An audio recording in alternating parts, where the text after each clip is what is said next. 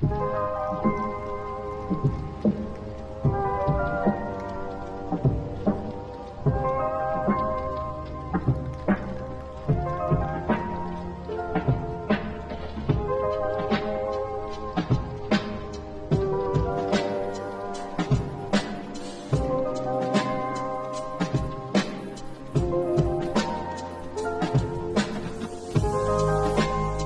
there everyone, and welcome back to another video.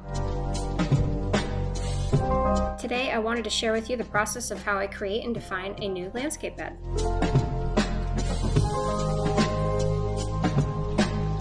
Now I do not have footage of what I do first, but what I do is lay down cardboard, then mulch on top in the general shape that I want.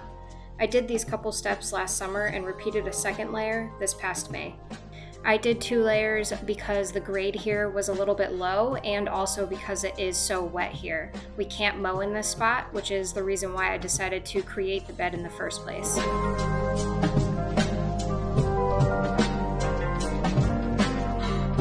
As you saw me do in the beginning, I will then spray a line of paint where I would like to define the edge of the new bed. Then I cut out the grass with my edger and really define the edge. The cardboard is still in the process of decomposing, so you can see it poking up at the front edge there. I will remove those little bits of grass also trying to grow under the edge of the cardboard. What a transformation that just cutting out the edge has already done. It's looking amazing, but you know what'll make it look even better is mulch. Now, a little bit more about this new space. Like I mentioned before, the reason why I designed a bed for this location is because the amount of moisture. A large chunk of our property is wetland swamp, and although our yard is very usable, we still wanted to try and soak up as much of that water from the yard as we could, and the best way that I could think to do that was to plant it up. As for measurements for this bed, it's 30 feet long, give or take. At its widest depth in the middle, it is 9 feet, and at its most narrow depth on either end, it is 6 feet.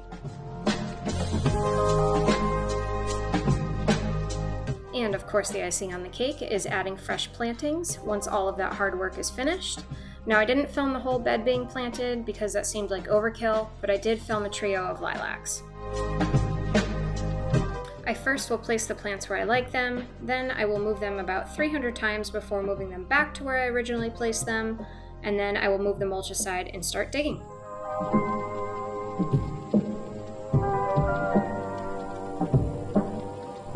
Getting through wet, decomposing cardboard is easy if you have the patience to wait a couple months, but if you're itching to plant, just use a knife and cut out the area you'd like to plant, or use a sharp shovel like how I did. Here I'm double checking the depth of the hole itself. I do not want to plant this plant too deep and have it get waterlogged, and I also don't want to plant it too high and have it dry out. I will also add the appropriate fertilizer to the hole to get that plant off to a good start.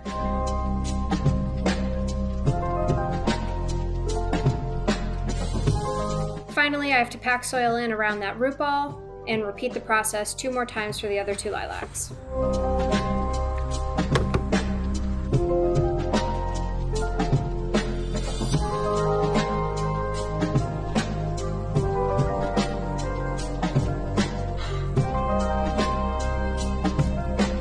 Behind the fence is a wild beast. We do a really good job of maintaining the fence line every season.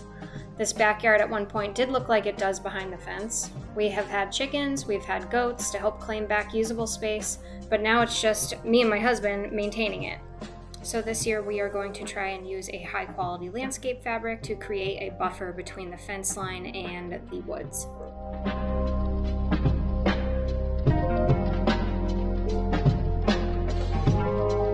Obviously, I did not get this project done in one day. It took me a total of 4 days to get all of it planted and all of it done.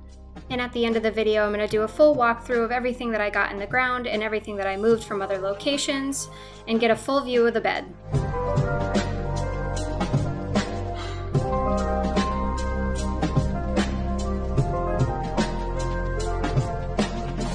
Make sure everything gets a good drink, and then we will enjoy the tour. I wanted to start here on this Pinky Winky Hydrangea Standard. I freed up the base by removing 2 sea oats grass that were here, and I moved them down the line, which I will show you, and I replaced them with an iris and another grass that will stay much, much smaller. Also, in total, what I planted the last few days was 33 things total, which is pretty insane.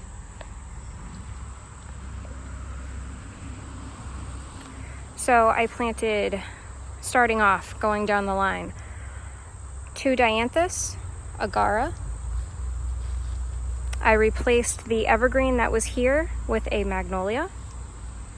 That is another grass. I have a lot of grass here going down the line, again, because the property is wet, so I want to make sure that I soak up as much liquid as possible. Another grass, a salvia. This is lady's mantle. A peony. Behind this hydrangea here is a very tiny clump of daylilies. These 2 grasses here are overdam grasses.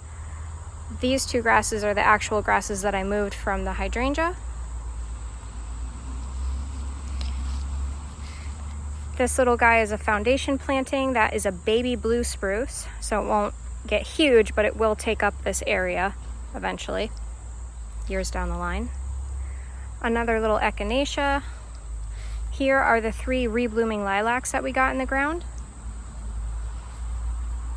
If you were wondering what that tire was for, it was for this bird bath. The pedestal broke a long time ago and I wasn't going to replace it, so we had a tire laying around. It works.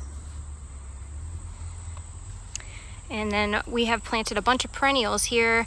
I have a couple hostas, some brunneras, a pulmonaria, some astilbe, and a oak leaf hydrangea that I moved from another location.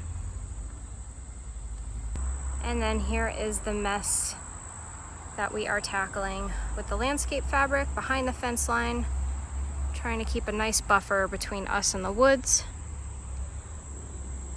And I have begun adding clippings along the edge, grass clippings.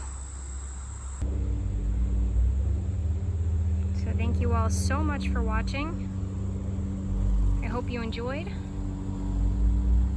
I am so happy to have this project done, buttoned up. I wish you well.